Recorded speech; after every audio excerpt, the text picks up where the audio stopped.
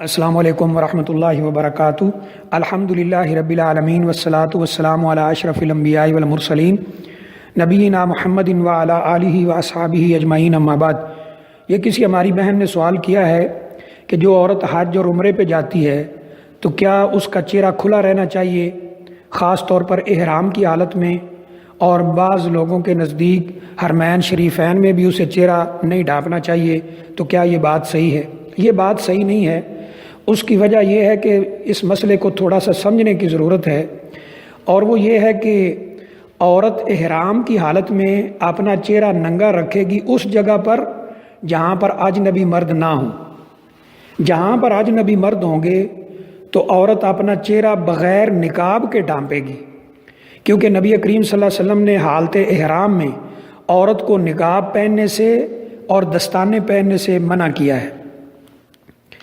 تو جس چیز سے ممانعت ہے، جس چیز سے روکا گیا ہے، وہ یہ ہے کہ نقاب کے ساتھ اپنا چہرہ نہ ڈھانپا جائے۔ نقاب جو سر پہ باندھا جاتا ہے اس سے اپنا چہرہ نہ ڈھانپا جائے۔ اگر اجنبی مرد نہیں ہے تو چہرہ کھلا رکھا جائے گا، اور وہاں جب اجنبی مرد ہیں تو نقاب کے علاوہ اپنا چہرہ ڈھانپا جائے گا۔ اور آج کل ہر جگہ پہ اجنبی مرد ہیں، سوائے خاص ان جو مقامات کے جہاں صرف عورتیں جا سکتی ہیں، جیسے باتھ روم وغیرہ عورتوں کے ہیں، تو جب وہ وہاں احرام باندھے تو اپنا چہرہ کھلا رکھے، لیکن جب باہر نکلنے لگے جہاں اجنبی مرد ہوں گے تو بغیر نقاب کے اپنا چہرہ ڈھانپے، چاہے تو چادر نیچے لٹکا لے یا اس طرح کوئی بھی طریقہ وہ اختیار کرے جس کے ساتھ وہ پردہ کر لے۔ جیسا کہ حضرت فاطمہ بنت المنذر فرماتی ہیں کہ ہم اپنے چہروں کو ڈھانپتی تھیں احرام کی حالت میں، اور ہم حضرت اسماء بنت ابی بکر صدیق رضی اللہ تعالیٰ عنہا کے ساتھ ہوتی تھی۔ یہ موطا امام مالک میں غالباً روایت موجود ہے، اور ابا عائشہ رضی اللہ تعالیٰ عنہا کے بارے میں بھی ملتا ہے کہ وہ کہتی ہیں کہ ہم اپنا چہرہ ننگا رکھتی تھیں، اور جب لوگ ہمارے پاس سے گزرتے تھے تو ہم اپنی چادریں اپنے چہروں پہ گرا لیتی تھی، اور جب لوگ چلے جاتے تھے تو ہم اپنی چادریں پھر اوپر کر لیتی تھی۔ اگرچہ بعض علماء نے اس حدیث کی سند پہ کلام کیا ہے، لیکن بہت سے علماء اسے حسن درجے کی روایت بتاتے ہیں۔ دوسری روایات میں یہ مفہوم بہرحال موجود ہے کہ عورت وہاں چہرہ ننگا رکھے گی جہاں پر اجنبی مرد نہ ہوں۔ جہاں اجنبی مرد ہوں وہاں عورت نے چہرہ ڈھانپنا ہے، لیکن بغیر نقاب کے۔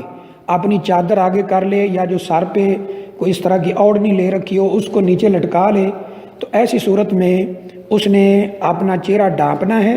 صرف وہ مقام جہاں پر مرد نہیں ہوں گے وہاں پر اپنا چہرہ وہ ننگا رکھے گی، جہاں اس کے محرم مرد ہوں اور کوئی بھی نہ ہو وہاں پر اپنا چہرہ ننگا رکھے گی، یا صرف عورتیں ہوں۔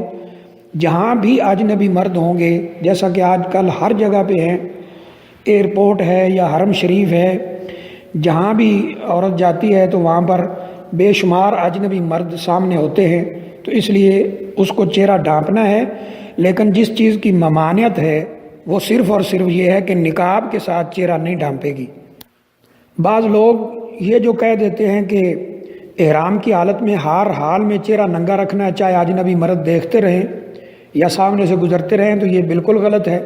اور بعض لوگ یہ فتویٰ دے دیتے ہیں اپنی جہالت کی بنیاد پر، کم علمی کی بنیاد پر، کہ حرمین شریفین میں تو عورت کو چہرہ ڈھانپنا ہی نہیں چاہیے۔ بلکہ بعض ہماری بہنیں بتاتی ہیں جب ہم مدینہ منورہ پڑھ رہے تھے تو سوال پوچھے جاتے تھے کہ ہمیں یہاں یہ کہا جاتا ہے کہ حرمین شریفین میں بھی آ کر پردہ کرنا ہے، تو یہ تو بڑی عجیب بات ہے، یہاں کون کسی کو کوئی دیکھتا ہے، یہ بڑے مقدس مقامات ہیں۔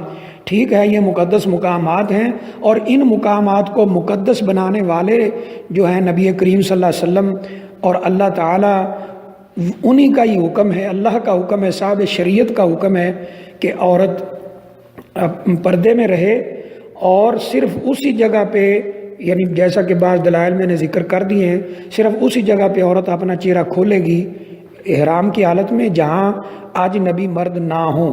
اگر ایسی جگہ پہ وہ ہے جہاں اجنبی مرد ہیں تو وہ بغیر نقاب کے اپنا چہرہ ڈھانپے گی، یہی اس کے لیے حکم ہے۔ اور صحابیات جو ہیں رضوان اللہ علیہن اجمعین، ان کا یہی عمل ہے۔